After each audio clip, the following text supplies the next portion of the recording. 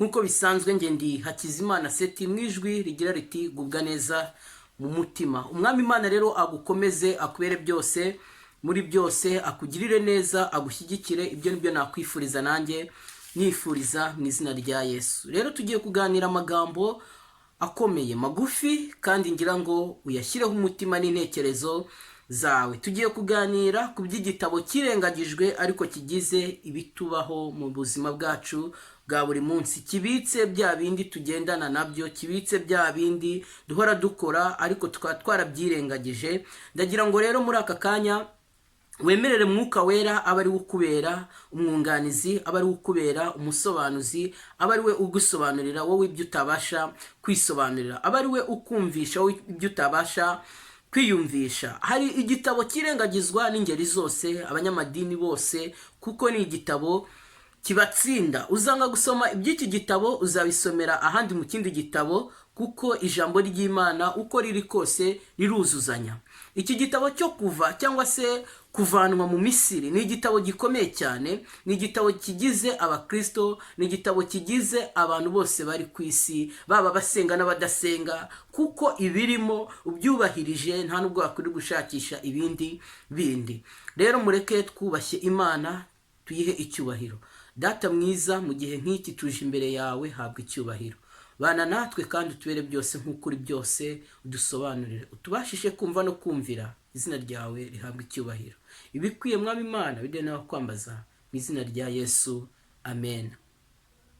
Rero iyo turebye ibyanditswe byera nk'uko biri, Imana yarabiduhaye kugira ngo bitubere umuyobozi, kugira ngo ibi byanditswe byera bitubere itabaza, kugira ngo ibi byanditswe byera bitubere urumuri. Ariko ikibabaje twebwe abana b'abantu, abana b'Imana, tugenda ibi bintu tubicaho uko bukeye ndetse nuko bugenje gute nuko bwije. Ugasimbukira mu kubara, ugasimbukira muri Matayo, ugasimbukira muri Luka, ugasimbukira mu Baroma, ugasimbukira mu Bakorisayo, ugasimbukira, ukagenda ucaho ibintu, ubicaho.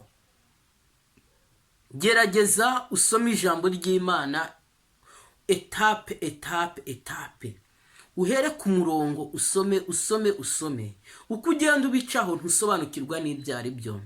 Ababana na Yesu n'ababana nawe buri munsi, abamenye ibye n'ababyitaho uko bukeye ndetse nuko bwije. Muvandimwe, iki gitabo cyarirengagijwe, igitabo cyo kuva cyangwa se kuvanwa mu Misiri, kirengagizwa n'abadivantiste, kirengagizwa n'abadeperi, kirengagizwa n'abakatolike, kirengagizwa n'abatemwe Jehova, kirengagizwa n'abo muri Restoration Church, kirengagizwa n'abo muri Assemblée de Dieu, kirengagizwa n'abantu benshi, abapagani n'abakristo. Iki gitabo kirabatsinda. Mbere yo kwirukanyira muri Bibiliya ujaganyura usoma byose, banza wibande muri iki gitabo cyo kuva. Niyo wasoma ukuva igice cyo cya 20 cyose ukakirangiza, uhava usobanukiwe nuko ukwiye kwitwara muri ubu buzima. Ibintu byose bizatujyana mu rubanza biraha ngaha, kandi ngo igihishwe ari cyakorewe ku mugaragaro, ari cyakorewe mu bwihisho, ngo cyose kizazanwa mu rubanza ku munsi w'iki w'amateka. Ngiki gitabo kirengagijwe, ngiki gitabo gisomwa n'abagisomye ibirimo bikabatsinda, bakahita babica ku ruhande. Ni hahandi usanga handitse ngo ntukibe, ntugasambane, ntugashinje ibinyoma mugenzi wawe, ntukifuze ibyande na runaka, ariko wamara kumva ko bigutsinze ukabisigaho muri cya gitabo, ukigendera ukajya gukora icyo ijambo ry'Imana rigenza gute rikubuza. Muvandimwe, ngo ibyo kamera ararikira nibyo Mwuka agenza gute yanga. Ikureho ibyatuma uzaza mu rubanza. Umutwe w'amagambo ku gice cyo cya 20 uravuga ngo Imana ibwira Abisiraheli iby'amategeko 10, cyangwa se Imana iha Abisiraheli amategeko 10, cyangwa se Imana ibwira Abisiraheli amategeko 10. Buriya bavandimwe, reka mbabwize ukuri, ngo Yesu Kristo yaje mube ntibagenza gute, ntibamumenya. Yesu Kristo yaje mube ntibamwitaho. Reka mbabwire, kwanga ubutumwa kw'Abisiraheli byabaye umugisha kuri twebwe. Twebwe iri jambo tuvuga tuvugisha amatama yombi, ntabwo twari turi mu mumare wagomba kurivuga. Iri jambo ryari ijambo ry'abari baratoranijwe, iri jambo ryari ijambo ry'abana b'Imana, iri jambo ryari ijambo ry'abataracumuye, bacumuzwa n'icyo banga kwemera Yesu Kristo. tubyungukiramo. Akenshi abantu benshi bungukira mu bihombo bya bagenzi babo, ariko reka nkubwize ukuri, ntuzashimishwe n'igihombo cya mugenzi wawe, ahubwo uzaharanire gushimishwa n'iterambere rya mugenzi wawe. Ubwoko bwa Isiraheli bwanga Yesu kugeza na n'uyu munsi wa none. Abisiraheli bavuga yuko ngo umurambo wa Yesu Kristo cyangwa se umugogo w'umwami wacu Yesu Kristo, ngo Yesu atazutse, ngo ahubwo ngo yibwe n'intumwa. Ariko mwumva ubuyobe n'ubujiji bw'abana b'abantu kurindagira kuraha.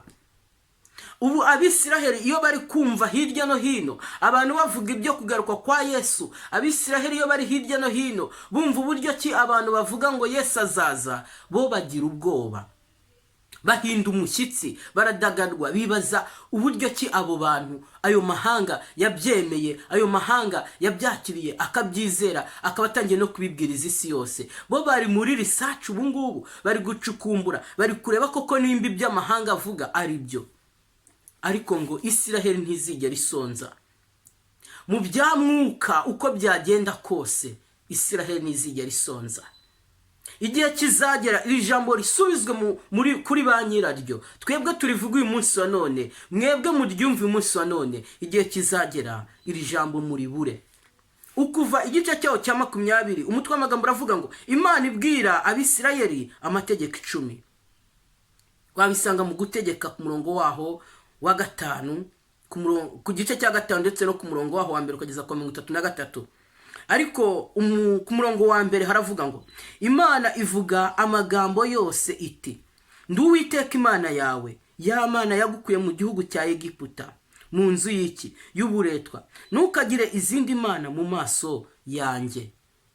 Ese ubu koko muvandimwe, ko aya magambo tuvuga ngo nayo mu gihe cyashize, koko uyu munsi wa none iri jambo wumva ko ritakureba? Nimba uri umukristo ukaba wemera Imana, wumva ko ukwiye kwibangikanya n'ibigirwamana? Ijambo ry'Imana ryaravuze riti, niba udashyushye n'ukonje, ukaba uri akazuyaze, nkwiye kugenza gute? Kukuruka. Imana yacu ntabwo ikwiye kubangikanwa n'ibigirwamana. Niba uri umukristo bibemo, niba uri umupagani giyo, ariko icyo nzi cyo ntago twakwifuza ngo tube mu ruhande rutari mu nzira y'Imana. Ngo ntukagire izindi mana mu maso yanjye. Ariko si ibigirwamana twimitse muri twe bingana iki? Ntibigira uko bisa. Ariko Uwiteka tugenderere, ntukagire izindi mana mu maso yanjye. Ku murongo wa 4, ntukiremere igishushanyo kibajwe cyangwa se ikintu wagereranya gisa n'ishusho yaba iyo hasi cyangwa hejuru mu ijuru cyangwa ku butaka. Ikintu icyo ari cyo cyose wumva wagenekereza, yaba umuntu yaba iki, ngo icyo kintu ntikikakube muri wowe. Ku murongo wa 5, ibyo byose ntukabyikubita iki? Ntukabyikubita imbere, ntukabikorere, ntukabiramye, ntukabipfukamire, ntukabisenge. Muvandimwe, ku murongo wa 6, ngo Imana ngo ni inyarukundo, ngo ucumura wese ngo ariko akagaruka iramubabarira, ngo kuko ibabarira abayikunda, ikababarira abitondera amategeko yayo, ngo igahera ku bana bayo, ngo ikageza ku buzukuruza bayo bibihe 1000 n'ubuvivi n'ubuvivure abayubaha. Ijambo ry'Imana riravuga ngo Imana ntirobanura abantu ku butoni, ngo abayubaha aho bari hose igenza gute? Irabemera. Icyo usabwa rero nukubaha Imana. Umurongo wa 7 avuga ngo ntukavugire ubusa izina ry'Uwiteka Imana yawe, kuko Uwiteka umuntu uzaba avuga uko akavugira ubusa izina ryiwe, ngo Uwiteka Imana ntizabura kumubara nk'uwagenje gute? Ntutaracumuye, ngo ahubwo izamubara nk'uwacumuye. Kuvugira ubusa izina ry'Uwiteka Imana yawe. Ntukarahire Imana yawe mu binyoma, ntukavugire izina ry'ubusa Uwiteka Imana yawe. Muvandimwe nshuti, Imana irakomeye cyane. Ku murongo wa 7 avuga ngo wibuke kweza umunsi w'isabato, mu minsi 6 ujye ukora, ube ariyo ukoramo imirimo yawe yose. Ku murongo wa 10, ngariko uwa 7 niyo sabato y'Uwiteka iki? Imana yawe. ariko ngo umunsi wa karindwi niwo sabato w'Uwiteka, umunsi w'Imana yawe. Ngo ni umunsi w'Imana yawe, ntukagire umurimo wose ugenza gute uwukoraho wowe ubwawe, cyangwa umuhungu wawe, cyangwa umukobwa wawe, cyangwa umugaragu wawe, cyangwa umuja wawe, cyangwa itungo ryawe, cyangwa umunyamahanga wawe uri iwanyu, kuko iminsi itandatu ariyo Uwiteka yaremeyemo ijuru n'isi n'inyanja n'ibirimo byose, ikaruhuka ku munsi wa kangahe? Wa karindwi. Nicyo cyatumye Uwiteka aha umugisha umunsi wa karindwi akaweza. Haleluya. Ntukagire ikintu icyo ari cyo cyose ukora ku munsi w'isabato. Iri somo riradutsinda abadivantiste, aho tuva tukagera byatuyobera, tukareba hirya no hino tugashaka inzitwazo.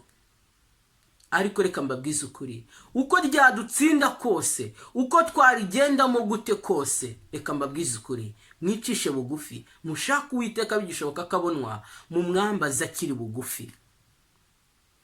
Iki gitabo cyo kuva gitsinda abantu benshi banga kugisoma, ariko uzanga gusoma iki gitabo cyo kuva, ibyacyo uzabisomera mu itangiriro, uzanga kubisomera mu kuva, uzabisomera mu byahishuwe, uzanga umva mu byahishuwe hose sinzi kuzabisobanukirwa.